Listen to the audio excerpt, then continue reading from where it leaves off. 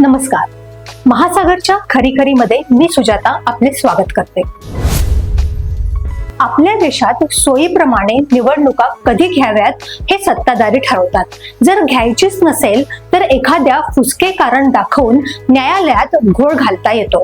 आपल्याकडे अमेरिकेसारख्या विशिष्ट तारखा नाहीत, त्यामुळे लोकसभा आणि विधानसभा सोडली तर स्थानिक स्वराज्य संस्था यांच्या निवडणुकीबाबत इतकी उदासीनता दिसून येते की नगरसेवक होणाऱ्यांच्यासाठी हे सर्व किती त्रासदायक होते हे जावे नगरसेवकेच्छुकाच्या मना तेव्हा कळे, अशी परिस्थिती निर्माण झालेली आहे. आजकाल जो न करे सरकार तो जाओ न्यायालय के द्वार, न्यायालय लगाएगा सबका बेड़ा पार, अशी स्थिती आहे.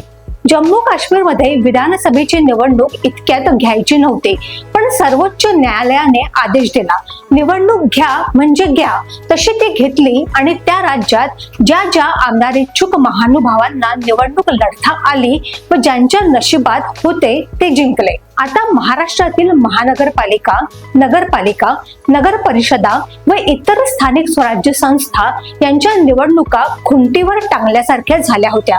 सर्व काही प्रशासकांच्या हाती अधिकार देण्यात आलेले होते.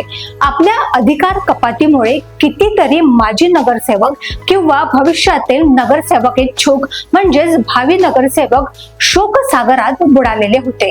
आम्ही वर म्हटल्याप्रमाणे किरकोळ गोष्टींची खुसपटे काढून त्या निवडणुकांचा मार्ग अवरुद्ध करण्यात आला होता. आता सर्वोच्च न्यायालयाने चक्क आदेश दिलेला आहे की येत्या 4 आठवड्यात या निवडणुकांची अधिसूचना काढा, त्यानंतर 4 महिन्यात निवडणुका घ्या. म्हणजे आता जम्मू काश्मीरच्या निवडणुकीप्रमाणे आपल्या राज्यातही नगरसेवकांच्या आणि इतर स्थानिक स्वराज्य संस्थांमधील प्रतिनिधींच्या निवडणुकांची दारे मोकळे झालेले आहेत. निवडणुकांशिवाय बिचारे कोट्यवधी राजकीय कार्यकर्ते भणंग होत चाललेले होते. त्यांच्या रोजीरोटीचा सवाल उभा झाला होता. त्याप्रमाणेच होणाऱ्या नगरसेवकांच्याही सेवा व्रताचा शुभारंभ आता त्यांनाही करता येईल. हे बिचारे नगरसेवक इच्छुक उमेदवार या 3-4 वर्षात गलित गात्र झालेले होते.